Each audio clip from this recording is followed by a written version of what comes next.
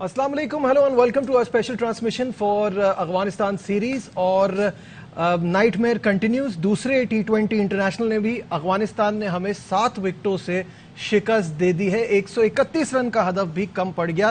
रहमानुल्लाह गुरबाज ने बड़ी शानदार इनिंग खेली 44 रन की, जिसकी वजह से अफगानिस्तान इस टारगेट तक पहुंचा। तफसीलात आपको दिखाते हैं इस रिपोर्ट में। जो नाजरीन, शिकस्त की वजूहात जानने की कोशिश करेंगे और किस तरह इसको बेहतर बना सकते हैं उस पर बात करेंगे। मेरे साथ स्टूडियो में मौजूद हैं स्पोर्ट्स कॉरेस्पॉन्डेंट शोएब जट, और हमारे साथ हैं शाहिद हाशमी साहब वीडियो लिंक के थ्रू, और farmer fast bowler Abdul Rauf ने भी हमें ज्वाइन किया है। तो सबसे पहले हम बात करते हैं शाहिद साहब आपसे, क्योंकि आप वहाँ मौजूद हैं। मुझे ये बताइएगा कि ये जो यंग प्लेयर्स को ट्राई करने वाला फॉर्मूला था, सब इसके ज्यादातर लोग आई वुड से इसके फेवर में थे कि आपके यंग गन्स को मौका मिलना चाहिए, and it was the right time कि आप PSL होती है और उसके बाद आप इन खिलाड़ियों को जिन्होंने वहां अच्छा परफॉर्म किया अगर चांस देते हैं तो उनके कॉन्फिडेंस के लिए भी अच्छा होगा। लेकिन ये तो उल्टा हो गया। जो जो PSL में परफॉर्म कर रहे थे वो वहां जाके बिल्कुल ही खराब खेलने लगे, और ये पहली बार ऐसा हुआ है कि ना सिर्फ जो पिछली बार हम बात कर रहे थे कि अफगानिस्तान ने हमको T20 इंटरनेशनल में हराया, अब तो सीरीज भी अपने नाम कर ली। क्या कहेंगे? मुख्तलिफ कंडीशन है, मुश्किल कंडीशन है, इसलिए कि जिस तरह पिंडी में गेंद बल्ले पे आ रही थी, बाउंस अच्छी थी, पिच बहुत जबरदस्त थी, फिर उसके बाद लाहौर में भी अच्छी पिचें थी, कराची में भी अच्छी पिचें थी, और एकदम से यहाँ आकर, और बहुत पहले नहीं आई पाकिस्तान की टीम, जाहिर PSL का फाइनल था, उसके बाद ही आई अफगानिस्तान की टीम। 10-12 रोज से यहाँ पे थी, उनको यहाँ की कंडीशंस का पता है, वो यहाँ पे खेलते रहते हैं, इसलिए मुश्किल हुई पाकिस्तान को। और इस तरह कभी भी नहीं करते, हम सब हक में होते हैं कि नए प्लेयरों को चांस दें, लेकिन ऐसा नहीं होता कि 4 लड़के कमबैक कर रहे हैं और 4 लड़के नए कैप में और चारों को पहले ही मैच में खिला दिया जाए। 2-2 करके खिलाते ज्यादा अच्छा होता, और साथ में सीरीज का भी सोचते कि अफगानिस्तान और बांग्लादेश, ये 2 ऐसी टीम है जब भी आपको हराएंगी, इनका जश्न ऐसा होगा कि जैसे आपके दिल के ऊपर तीर चला देगा। बिल्कुल ऐसा ही है। अब्दुल रऊफ से जानने की कोशिश करते हैं। रऊफ, जो शाहिद साहब बात कर रहे हैं कि आपने 4 लड़कों को खिलाया, नए लड़कों को मौका दिया, ठीक है, उसके बाद आप कमबैक करा रहे हैं, वो भी साथ करा रहे हैं, फिर नया हेड कोच भेज रहे हैं, उनका भी इस लेवल का एक्सपीरियंस नहीं है, तो सब कुछ एक साथ करने की ऐसी क्या जरूरत थी? देखिए, इस पर थोड़ी सी डिटेल से बात करने की जरूरत है। मेरा ख्याल है कि अगर थोड़ा सा पास्ट में आप चले जाएं तो उसमें भी पाकिस्तान जो लॉन्ग फॉर्मेट में इंग्लैंड ने आपको सीरीज हरा दी, उसके बाद ऑस्ट्रेलिया हराकर चला गया, आप न्यूजीलैंड से बम्पर ड्रा सीरीज खेले, और फिर जो सबसे बेसिक चीज ये है कि जो आपके जिनको आपने ड्रॉप किया या बाहर किया, वो कोई इतने ज्यादा ओल्ड एज नहीं है, वो भी यंगस्टर्स ही हैं, और उनका कैरियर भी कोई इतना ज्यादा पुराना नहीं है। आप शाहीन अफरीदी देख रहे हैं, हारिस रऊफ है, बाबर आजम, रिजवान या बाकी प्लेयर्स हैं, ये कोई इतना ज्यादा खेले नहीं हुए, बिल्कुल अभी नए नई टीम में आए हैं। तो इसमें जब आपने किसी यंगस्टर को ग्रूम करना होता है तो आपने उसको साथ रखना होता है टीम के। 1 या 2 साल उसको सीनियर प्लेयर के साथ ड्रेसिंग रूम शेयर करवाते हैं, फिर आस्ता आस्ता स्लोली उनको इंडल्ज करते हैं टीम के अंदर, और फिर आप उनकी ग्रूमिंग करते हैं। जो डोमेस्टिक के परफॉर्मर होते हैं उनके लिए प्लेटफॉर्म बेस्ट होता है अंडर 19 लेवल और पाकिस्तान की A टीम। आप उनको वहां पर ज्यादा से ज्यादा टूर्स करवाएं, वहां पर उनको एक्सपेरिमेंट उन पे करें और उनको एक्सपीरियंस करवाएं वहां पर, ताकि वो यूज टू हो सके इंटरनेशनल कंडीशंस के। ये दुनिया में कहीं भी नहीं होता कि आपकी फर्स्ट क्लास में या आपका किसी लोकल T20 टूर्नामेंट में कोई प्लेयर परफॉर्म करे और आप 8-10 प्लेयर उठाकर नेशनल टीम में डाल दें। इस तरह सिस्टम नहीं चलता, फिर एक लंबी लाइन लग जाएगी, फिर ना कोई आपका हीरो रहेगा, ना आपकी वैल्यू रहेगी टेस्ट या इंटरनेशनल कैप की, ना आपकी शर्ट की कोई वैल्यू रहेगी। तो मेरा ख्याल है कि एक सेंसेबल तरीके से काम करना चाहिए, जो भी काम करना चाहिए। और दूसरी जो सबसे बेसिक चीज ये है कि जब तक आप एजुकेटेड लोगों को सिस्टम में नहीं लाएंगे, आप किसी भी प्लेयर को ग्रूम नहीं कर सकते। हमारे जो फास्ट बॉलर्स हैं या जो भी बैट्समैन हैं, उनकी छोटी छोटी माइनर बायोमैकेनिकली इशू होते हैं, मगर उनको हमारे जो कोचिंग स्टाफ होता है, क्योंकि उनकी बेसिक एजुकेशन नहीं होती, वो उनको ले जाते हैं पुराने वही दकियन उसी सोच या पुराने जमाने की, उसके मुताबिक उनको ट्रेन करते हैं, जिसकी वजह से उनकी अच्छी ग्रूमिंग नहीं हो सकती है। ठीक है, रऊफ का बड़ा वैलिड पॉइंट है शोएब, और हम भी कल से यही बात कर रहे हैं कि it's all about a balance. आपको एक बैलेंस बनाना होता है। अगर आप यंगस्टर्स डाल रहे हैं, साथ में कुछ सीनियर प्लेयर्स डालें, एक बैलेंस बने तो आपका कॉम्बिनेशन टीम का ऐसा नजर आए। ये कह देना कि हाँ ठीक है, यंगस्टर्स को सबको एक साथ चांस दे देते हैं और जो कमबैक कर रहे हैं उनको भी साथ में डाल देते हैं, तो it's a recipe for disaster, और ये नजर आ रहा है। क्या कहेंगे?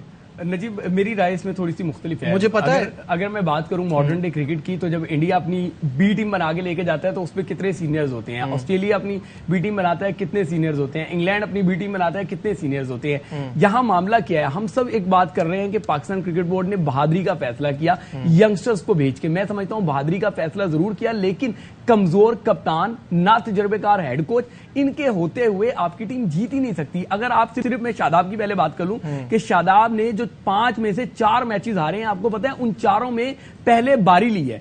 मतलब आप ना कंडीशन रीड कर सकते हैं, ना आप विकेट रीड कर सकते हैं। आप कह रहे हैं कि कल पहली बारी नहीं लेनी चाहिए थी, क्या ये बिल्कुल ऐसे ही कह रहा हूं, टॉस जीत के नहीं करनी चाहिए थी। आगे सामने दूसरा कप्तान भी कह रहा था कि हम भी यही करते। यार छोड़े, दूसरा कप्तान कह रहा था, आप अपना देखें ना कि आपने अफगानिस्तान को जब जब काबू किया है, चेस में जाके किया। इसी तरीके से मैं आपको हवाला दूंगा, फिर आगे अब्दुल रऊफ ने बड़ी अच्छी बात की कि दकियानूसी सोच वाले जो है ना कोच उनके साथ भेजे गए हैं। बिल्कुल ऐसा ही है, ऑन रिकॉर्ड है। समी असलम जो पाकिस्तान छोड़ के चले गए ज्यादतियों के खिलाफ, उन्होंने ऑन रिकॉर्ड कंप्लेन की हुई है कि इस कोच ने, अब्दुल रहमान ने कहा था, मैं मुझे ये बात कंप्लीट करने दें, उन्होंने कहा था कि मैं देखता हूं तुम कैसे खेलते हो, और फिर यही हुआ कि उसको अमेरिका से जाके खेलना पड़ा, पाकिस्तान से नहीं खेलना पड़ा। शाहिद साहब इसमें कुछ ऐड करना चाह रहे हैं? और शाहिद साहब, ये इंडिया से जो कंपैरिजन हो रहा है कि वो बी टीम बनाते हैं तो उसमें इतने सीनियर खिलाड़ी नहीं होते, इस पे आपकी क्या राय है?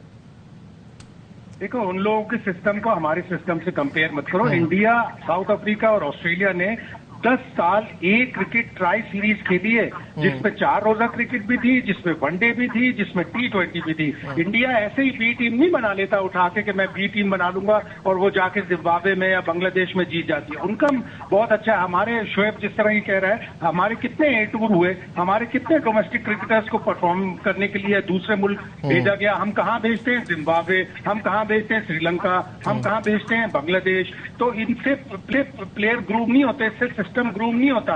बिल्कुल दुरुस्त कह रहे अब्दुल रऊफ कि हमारे सिस्टम में खराबियां हैं। हम जब तक अपने डोमेस्टिक के परफॉर्मर को छोटे मुल्कों में भेज के उनको इंटरनेशनल क्रिकेट का थोड़ा सा एक्सपीरियंस ही देंगे, जब तक हम इस तरह नहीं कर सकते। इंडिविजुअल्स को सिंगल आउट नहीं करना चाहिए। अगर इसी टीम का कप्तान आप बाबर आजम को भी बना दें, इसी टीम का कप्तान आप बेन स्टोक्स को भी बना दें, तो वो 4 प्लेयर 5 प्लेयर जो नए हैं उनको इतना एक्सपीरियंस नहीं है। हमने देखा नर्वसनेस नजर आई, अब्दुल्ला शफीक में नर्वसनेस नजर आई, नर्वसनेस नजर आई। अब तैयब ताहिर जो इतना डोमेस्टिक का परफॉर्मर है, लेकिन वो डोमेस्टिक में ही खेला है, वो कहीं बाहर नहीं गया। जब बाहर जाएंगे 3-4 टूर करेंगे एक, तब उनको फायदा होगा। यही पीएसएल के परफॉर्मर की एक टीम बनाकर आप आयरलैंड भेज दें, आप बांग्लादेश भेज दें, आप जिम्बाब्वे भेज दें। जब उनको 2-3 सीरीज में मेच्योरिटी मिलेगी तब आप उनको शोएब इसमें 10 सेकंड अल्लाह का वास्ता है, अब्दुल्ला शफीक को कब से पाकिस्तान टीम के साथ लेके चल रहे हैं। नसीम शाह को याद है जब रिकी पॉन्टिंग ने कहा था कि कहाँ से कॉलेज के लड़के लेकर आ गए? अल्लाह का वास्ता है, हमारे यहाँ अगर एक क्रिकेट नहीं थी तो ऐसा नहीं था कि ये लड़के नसीम शाह की तो बात नहीं आ रही है। नसीम शाह की कोई बात नहीं कर रही। अब्दुल्ला शफीक का फेलियर है ना, अब्दुल्ला शफीक टीम के साथ चल रहे हैं, कब से चल रहे हैं? अब्दुल्ला शफीक का फेलियर है, सब मान रहे हैं, 4 उनके डक्स हो गए, ठीक है, लेकिन नसीम शाह की बात नहीं कर रहे। बात हो रहे साहिम अयूब जिस तरह से यहाँ खेल रहे थे, different condition, lot of pressure for international cricket नहीं है तो आप लड़कों को मौका ही नहीं देंगे। अब शुरू करने जा रहे हैं ना, कौन कह रहा मौका ना दे? 1-1, 2-2 करके दे, एक साथ ना डाल दे सबको। मानना होगा आपको मानना होगा आपका कप्तान, 1 सेकंड, आपका कप्तान कमजोर है। वो जाने से पहले क्या बयान दे रहे हैं, जब ये कप्तानी से पहले, कि मैं तो एक वजीर हूं। इस टीम का कप्तान विराट कोहली को बना दो। शायद भाई मुझे बात पूरी, एक सेकंड रऊफ का पॉइंट ले रहे, रऊफ काफी देर से सुन रहे हैं। रऊफ, इस पे आपकी क्या सोच है? ऐड कर लें, उसमें नजीब वो ऐड कर देंगे। देखें, शादाब ने ये बात जाने से पहले कही कि मैं तो एक वजीर हूं, बादशाह सलामत जो है वो बाबर आजम है। जब आप इस सोच से जाएं और अब एक नया बयान जो यकीनी तौर पर आप सुनाएंगे, अब उसको सुनाते भी है, पहले रऊफ से बात कर लें, फिर उसके बाद इस बयान पे आते हैं और शादाब पे आएंगे। जी रऊफ। देखिए, बेसिक चीज ये है कि जब डोमेस्टिक जो टीमें होती हैं, जो फर्स्ट क्लास जिस कंट्री का स्ट्रॉन्ग स्ट्रक्चर होता है, वो भी इतनी ज्यादा चेंजिंग अपनी फर्स्ट क्लास स्ट्रक्चर में नहीं करते। फर्स्ट क्लास स्ट्रक्चर के जो प्लेयर होते हैं फर्स्ट क्लास टीम के, वो भी 2 या 3 साल के बाद 1 या 2 प्लेयर उसके अंदर इंडल्ज होते हैं। अब बेस्ट प्लेटफॉर्म यही होता है कि जब आपका कोई प्लेयर जो यंगस्टर्स है, अंडर 19 लेवल का छोटा है या कोई 23 से नीचे, अगर वो परफॉर्म करता है आपके डोमेस्टिक पर, तो फिर आप उसको ए टीम में भेजते हैं। वहां से आप उसको 3 या 4, 5, 6 टूर करवाते हैं या 2-3 साल ए टीम में रखते हैं। फिर जो मैनेजमेंट होती है वो वहां पे रिपोर्ट देती है, जितने भी कलेक्टिव एक रिपोर्ट आती है आपके पास कि आपके ये प्लेयर्स हैं जो इंटरनेशनल क्रिकेट का जो बार है वो उठा सकते हैं और इसमें वो पाकिस्तान के लिए सूदमंद साबित हो सकते हैं, इनको आप टीम के अंदर लें। वो 3 या 4 टूर्स के बाद और 2 साल के बाद वो रिपोर्ट आपके पास आती है, फिर आप उस प्लेयर को उठाकर पाकिस्तान की टीम में लाते हैं। फिर वहां पर यह होता है कि जिस तरह आपने देखा होगा कि अब्दुल रज़ाक थे, अजहर महमूद थे या शायद अफरीदी थे, वो अंडर द शेल्टर ऑफ वकार यूनुस और वसीम अकरम ग्रूम होते रहे। जो प्रेशर वाला मैच था वो वसीम अकरम वकार यूनुस जितवा देते थे और इन पर इतना प्रेशर नहीं आता था। बिल्कुल सही है, बिल्कुल सही है। रऊफ हमारे साथ ही रहिएगा, यहाँ लेते हैं, वापस आएंगे, डिस्कशन को आगे बढ़ाएंगे। बासित अली साहब भी हमें ज्वाइन करेंगे, कहीं मत जाइएगा, will be right back. Studio में शोएब जट, शाहिद हाशमी हमारे साथ हैं, अब्दुल रऊफ हमारे साथ हैं, और अभी अभी हमें ज्वाइन किया है फॉर्मर बैट्समैन बासित अली साहब ने। अस्सलाम वालेकुम बासित भाई। वालेकुम सलाम नजीब। बासित भाई, बड़ी इंपॉर्टेंट डिस्कशन यहाँ चल रही है और मैं चाहूंगा कि सबसे पहले तो आप हमें ये वजूहात बता दें कि कल शिकस्त क्यों हुई, तो फिर उसके बाद हम बढ़ेंगे दूसरे टॉपिक की तरफ। शिकस्त ने बता दिया आपको कि आपका जो डोमेस्टिक का सिस्टम इतना अच्छा नहीं है। यहाँ पे जितने बढ़िया बल्लेबाज रन करके जाते हैं ना, वो एक्सपोज हो जाते हैं इंटरनेशनल क्रिकेट में। यही वजह है कि आपके मुल्क में ज्यादा प्लेयर वो हैं जिन्होंने 2-2, 3-3 मैचेस खेले हुए हैं। उनका जो होमवर्क होता है ना, और जो उनका टूर करने के बाद जो रिपोर्ट्स होती है वो दी नहीं जाती है। जो कोचेस जाते हैं ना टूर पे A और B अंडर 19 के साथ, वो रिपोर्ट्स प्रॉपर वे में जाती नहीं है बोर्ड के पास। प्लस अब आपने देखा पिछले 4 सालों में शाइन का एक टूर हुआ है। हमारे 90s में जो क्रिकेटर्स आते थे वो A टूर से और अंडर 19 क्रिकेट से आते थे। अब हमारे यहाँ सिस्टम माफी के साथ PSL में आप परफॉर्म करो और पाकिस्तान टीम में आ जाओ। बिल्कुल ऐसा ही है। इस तरह के बच्चे आएंगे तो फिर रिजल्ट के लिए भी तैयार रहना चाहिए ना। अच्छा बासित भाई, अभी एक मिनट जी बोलिए। बाज लिफाफे, बाज एंकर किसी भी प्लेयर के पीछे पड़ जाते हैं, उसको टीम से हटवा के बड़े खुश हो रहे होते हैं। जब इन लिफाफे बाज एंकरों के हाथों में क्रिकेट होगी तो हमारी क्रिकेट का यही हाल होगा ना यार। अच्छा बासित भाई, अभी जो हमारी डिबेट चल रही है वो ये चल रही है कि यंगस्टर्स को आपने जब एक साथ मौका दे दिया तो ये गलती हो रही है। जब भी आप किसी को डालते हैं टीम में तो 1-2 प्लेयर को डालते हैं। यहाँ 4 डेब्यू हो गए, फिर कमबैक वाले प्लेयर भी आ गए, फिर आपका हेड कोच भी नया है, और फिर बैलेंस भी टीम का सही से नहीं बनाया जा रहा। कि अगर आपने इस तरह की जगह पे इन पिचेस पे खेलना था तो आप शान को खिला लेते या इफ्तिखार को खिला लेते, जो फंस के थोड़ी बारी तो लेता। यहाँ पिच भी हमारे मतलब की नहीं है, बिल्कुल PSL से मुख्तलिफ है, और इतने सारे एक्सपेरिमेंट्स, क्या कहेंगे? यार नजीब ने, आप तो बच्चे हो ईमान से। अबे भाई, शान को इफ्तिखार को होम सीरीज में खिलाएंगे ना न्यूजीलैंड के अगेंस्ट। सियासत तो समझा करो। सही, बच्चों को मुश्किल जगह पे डाल दिया, आसान पिट्टों पे इन्हें डालेंगे। मुझे पहले ये तो बताओ, ये दोनों क्या सही सिलेक्ट हुए थे टीम में? क्या परफॉर्मेंस थी इनकी PSL में? लेकिन कोई ये बात ही नहीं करता है। लेकिन आप मुझे ये बताएं ना कि बैलेंस बनाना तो बहुत जरूरी था ना। इस टीम का बैलेंस आउट है। बैलेंस तो आउट होगा ना जब आप 5-5, 6-6 डेब्यू कराएंगे। 2 कोचेस के भी तो डेब्यू हुए हैं मेरे भाई। जी बिल्कुल ऐसा ही है, बिल्कुल ऐसा ही है। आप आज देखो, असल में ये आप तीनों आज वाला मैच भी हार जाओ, मैं पाकिस्तान क्रिकेट बोर्ड को जब मानूंगा जब न्यूजीलैंड की जो B टीम आ रही ना उसके अगेंस्ट भी इन बच्चों को खिलाएं। नहीं, वो बात होगी। मुझे तो लगता है अब एक साथ इतने सारों का रिस्क कभी कोई नहीं लेगा। जो पाकिस्तान की बैटिंग, नजीब आपके पास यही, यार मैं तो 3 साल इन ग्राउंडों में फिरा हूं ना, आपके पास टैलेंट ही यही है। ये तैयब नाम जो है, तैयब ताहिर जी, दूसरे तैयब ताहिर, अपना एक उस्मान सलाउद्दीन है, उसको कोई लाता ही नहीं है। मसला यह है जो असल में जो माशाल्लाह जो अभी जो सिलेक्शन कमेटी बनी है वो 3 साल से कभी ग्राउंड में नहीं आई यार। सही है, ठीक है। जो बैटिंग हमारी नाकाम हुई है और PSL में चलने वाले सारे वहां जाके परेशान हुए हैं, स्पेशली अब्दुल्ला शफीक ने बड़ा डिसअपॉइंट किया बैटिंग के हवाले से। आपको दिखाते हैं ये रिपोर्ट। रऊफ की तरफ चलते हैं। रऊफ, मुझे बताइएगा, जे सारे जो यहाँ चल रहे थे और इतने रन्स बना रहे थे और इतना परफॉर्म कर रहे थे, ये तो एक PSL के ऊपर भी क्वेश्चन मार्क बन जाता है कि आप वहां से जो टैलेंट प्रोड्यूस कर रहे हैं और आप जिस पे बहुत ज्यादा खुश होते हैं, वो इंटरनेशनल में इतना ज्यादा फर्क है। क्या कहेंगे रऊफ? अभी तो मेरा ख्याल है कि जितनी भी ये सारी पॉलिसी जो ओवरहालिंग इसकी होनी चाहिए, और जब तक आप इसकी ओवरहालिंग नहीं करते बड़ा मुश्किल हो जाएगा पाकिस्तान का आगे जाना। क्योंकि ये सिर्फ T20 फॉर्मेट की बात नहीं है। आप जो इंग्लैंड की, मैं बार बार टेस्ट की इसीलिए बात कर रहा हूँ कि आपके जितने भी प्रीमियर फास्ट बॉलर थे वो उस टूर्नामेंट को छोड़कर भाग गए थे सीरीज से। उसके बाद जो ऑस्ट्रेलिया आपको हरा के चलेगी, न्यूजीलैंड यहाँ पर हरा के आपको चलेगी, श्रीलंका से आप यहाँ पर आ रहे हैं, तो आप ये अभी T20 अफगानिस्तान से हार गए हैं, तो इसका मतलब है कि सम सीरियस इश्यूज हैं आपके। जो प्रॉब्लम है, जो सिलेक्शन प्रॉब्लम है उसमें, जो आपका फर्स्ट क्लास सिस्टम है उसमें प्रॉब्लम्स है, जो आपकी लीग्स होती हैं उसमें प्रॉब्लम्स है। तो जब तक आपका नीचे से ढांचा स्ट्रांग नहीं होगा, बड़ा मुश्किल हो जाएगा आपको इमारत को ऊपर से बिल्ड करना। तो इसीलिए मैं बार बार इसी चीज पे एम्फसाइज करता हूँ कि आपकी एजुकेशन होनी चाहिए। पाकिस्तान क्रिकेट बोर्ड दुनिया का वाहिद क्रिकेट बोर्ड है जिसमें एजुकेशन की बजाय जो ताल्लुकात को देखा जाता है, एक दूसरे के साथ आपकी अंडरस्टैंडिंग को देखा जाता है। तो दुनिया का कोई क्रिकेट बोर्ड इस वक्त नहीं है जिसमें एजुकेशन की कमी हो। जितने भी बड़े प्लेयर वो लाते हैं या हेड कोचेस लाते हैं या बड़े नीचे फर्स्ट क्लास लेवल पर टीमों को हेल्पिंग स्टाफ लाते हैं, वो हाईली एजुकेटेड होते हैं। मगर यहाँ पर आप पूरा पाकिस्तान क्रिकेट बोर्ड उठाकर देख लें, आपको कोई मैट्रिक फेल होगा, कोई मैट्रिक पास होगा, किसी की बेसिक एजुकेशन ही नहीं है। 4-4 दिन का उनको कोचिंग कोर्सेज करवाते हैं, वो कोई भी कर सकता है, चाहे आपको असाइनमेंट बनानी आती है, नहीं आती है, आपको लिखना आता, आपको पढ़ना आता, आपको कुछ भी नहीं आता, आपको साइंस की बेसिक का पता नहीं है और आप फास्ट बॉलर के साथ काम करना शुरू कर देते हैं। सही है। ये चीजें मेरा ख्याल है कि एक बहुत बड़ा प्रॉब्लम है। आप देखेंगे एलन डोनाल्ड की मैं आपको मिसाल दूंगा कि वो भी कोचिंग की फील्ड में आया, उसने ये फील्ड ज्वाइन किया, साउथ अफ्रीका का one of the most premier fast bowler वो रहा है। मगर उसके बाद वो यूनिवर्सिटी और वॉस्कर में गया, वहां से उसने एमएससी में डिग्री की है स्पोर्ट्स साइंसेज में, और उसके बाद वो कोचिंग के फील्ड में आया।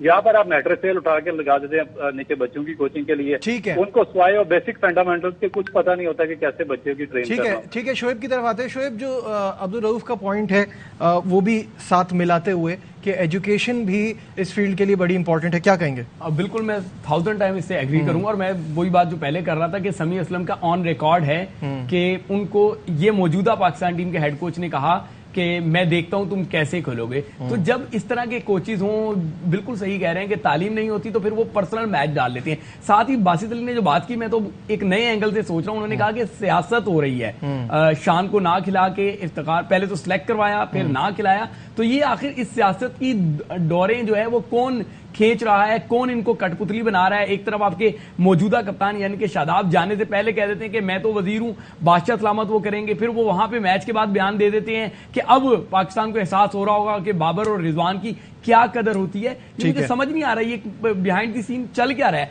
बासित भाई ने एक नया विजन दे दिया है, अब यकीनी तौर पर मैं इस पर काम करूंगा। ठीक है, इससे पहले कि हम शाहिद साहब की तरफ बड़े फैंस जो हैं वो बहुत मायूस हैं। ऑब्वियसली वो कहते हैं यंग खिलाड़ियों को खिलाना तो अच्छा है, लेकिन अफगानिस्तान की टीम ने बहुत अच्छी क्रिकेट खेली है और उन्होंने ये डिसअपॉइंटमेंट उनको इस सीरीज से हासिल हुई है। क्या कहना था उनका, ये आपको दिखाते हैं। हार्ड लक कुछ नहीं कह सकते, नई टीम है, यंग टीम है। उन्होंने अच्छा खेला, beyond doubt they are a good team right now, good spirit. अच्छा मैच हुआ है, अच्छा मुकाबला हुआ है, लेकिन कुछ मिस्टेक्स हुए। मैच बहुत अच्छा हुआ। आई गेस नसीम शाह का जो सेकंड लास्ट ओवर था वो थोड़ा सा भारी पड़ गया हमें। We are very disappointed because Naseem Shah last over is very very bad. पूरी सीरीज ही हार गए हैं तो दिल तो टूटेगा ना। आप बड़ी टीम को साथ भेजते, पहला मैच जीतने के बाद ये सारे बच्चे जो पीएसएल के हीरो हैं उनको दूसरे मैच में मौका देते ताकि सीरीज तो ना हम लोग हारते। ठीक है, चेंजेस बनती थी, डेब्यू का चांस देना चाहिए था बच्चों को, लेकिन एक ही दफा में 5 से 7 चेंजेस मुश्किल है। शाहिद साहब, ये सारे फैंस भी वही बातें कर रहे हैं सेम जो अभी हम कर रहे थे थोड़ी देर पहले कि एक साथ देना, टीम पे प्रेशर डालना है। मेरा ख्याल है प्रोग्राम इख्तिताम की तरफ बढ़ रहा है। एक अच्छी खुशखबरी के साथ करते हैं प्रोग्राम का इख्तिताम के। अगली जब भी सीरीज पाकिस्तान की शारजा में होगी तो हमारे सारे प्लेयर इसलिए चलेंगे कि शारजा पूरा डगअप हो रहा है और इसकी रीले होगी सारी पिच, और नंदीपुर की पिच होगी। जब नंदीपुर की पिच होगी तो फिर तो मजे ही मजे। और दूसरी बात है कि इट्स हाई टाइम, क्योंकि बहुत ज्यादा। बासित भाई कुछ कह रहे हैं जी। शाहिद भाई, हमारे यहाँ तो ऑस्ट्रेलिया से पिच आ रही थी, हमारी मिट्टी शारजा जा रही है। वाह भाई वाह। वो अब नंदीपुर की पिच हमारी जो है वो नंदीपुर की मिट्टी डलेगी शारजा में। हमारे सारे बॉलर, सारे बैट्समैन सब बेहतरीन कारकर्दगी दिखाएंगे। 3-4 ट्रक इंडिया भी भिजवा दें, वर्ल्ड कप वहां पे होना है। अच्छा, क्योंकि बीच में बात हो रही थी कप्तानी के हवाले से, तो बासित भाई आपकी तरफ बढ़ने से पहले शादाब खान ने कल क्या कहा था, आइए पहले आपको वो सुनाते हैं। हार गया तो उस चीजें आप कह सकते हैं ये भी कर लेते वो भी कर लेते। जब बाबर और रिजवान परफॉर्म नहीं कर रहे थे या परफॉर्म करते भी हैं, उन पे वो एक तलवार लगी रहती है कि यार strike rates. As a nation हम लोग यही चाह रहे थे, यंगस्टर पीएसएल में परफॉर्म कर रहे थे तो उनको इंटरनेशनल क्रिकेट में लेके आओ। हम सब लोग जो भी मीडिया वाले यहाँ बैठे हैं उनको पता चलेगा, क्योंकि एक्सपीरियंस मैटर करता है। जिस तरह उनकी परफॉर्मेंसेज थी उनको वैसी रिस्पेक्ट नहीं मिली जो हमारे सीनियर्स थे। मुझे लगता है कि इस सीरीज के बाद उनको काफी ज्यादा रिस्पेक्ट मिलेगी। हमें बैक करना चाहिए, हमारे यंगस्टर को आप लोग ही स्टार बनाते। जब उन्होंने PSL में परफॉर्म किया तो आप लोग ही सपोर्ट कर रहे थे, तो जब फेलियर भी आता है तो उस टाइम भी सपोर्ट चाहिए होती है प्लेयर्स को। बासित भाई, जो शादाब ने कहा मेरे हिसाब से कुछ ज्यादा गलत नहीं कहा, 1-2 पॉइंट्स थे, लेकिन ओवरऑल जो उनकी बात थी वो सही थी कि आपको जब आप किसी यंगस्टर को भी लाते हैं तो वो सीनियर प्लेयर के साथ मिला के खिलाना चाहिए। उनका भी यही कहना है, आप क्या कह रहे हैं? देखो, क्रिकेट वाइज कभी भी इतने तजर्बात नहीं होते कि 4-4 लड़कों को आप चांस दे देते हैं, ये बात तो सही है। लेकिन शादाब ने जो इंटरव्यू दिया तो वो साफ बता रहे कि प्लेयर्स पावर है आपकी टीम में थी। आप देख नहीं रहे, वो जो नाम ले रहा है रिजवान का और बाबर का, आया उससे मैच की बात हो रही थी या बाबर और रिजवान की बात हो रही थी? तो ये तो देखिए, उसने बता दी कि प्लेयर पावर थी और प्लेयर पावर थी भाई। T20 में आपको बनाना पड़ेगा शाहिन शाह अफरीदी को कप्तान अगर टीम अच्छी करनी है। बस ये ब्रेकिंग न्यूज दे रहा हूं आपको। शोएब, इससे एग्री करते हो कि शाहिन शाह अफरीदी को कप्तान बनाएंगे तो टीम अच्छी हो जाएगी? बिल्कुल, मैं समझता यही हूं कि पाकिस्तान टीम में इस टाइम मसला ही कप्तानी का है। बहादुर कप्तान होगा तो पाकिस्तान टीम बहुत अच्छा खेलेगी। यही बच्चे आज हम तनकीद कर रहे हैं। अगर लीडर अच्छा होता, फैसले अच्छे किए होते, कंडीशन रीड की होती, विकेट रीड की होती, तो हम इतना मुश्किल नहीं था अफगानिस्तान को हराना। मैं अभी भी यही कहता हूँ। लेकिन कल भी आप बताएं ना, इट वॉज अ क्राइम के इमाद वसीम से आपने एक ओवर कराया। 9 ओवर्स में स्पिनर्स के 9 ओवर में 35 रन बने हैं, तो आपने इमाद से क्यों नहीं ओवर्स करवाए यार? ये इट वाज अ क्राइम, आपको मानना होगा। अच्छी कप्तानी नहीं हुई। रऊफ की तरफ आता हूं। रऊफ, मुझे ये बताइएगा, इतने सारे चेंजेस के बाद तो कप्तान दुनिया का कोई भी इंसान हो, जीतना बहुत मुश्किल हो जाता है। ठीक है, गलतियां हुई है, कप्तानी में भी हुई है, बट आप जब यंगस्टर्स इतने सारे लेके जाएंगे तो प्रॉब्लम तो होती है। जी अब्दुल रऊफ।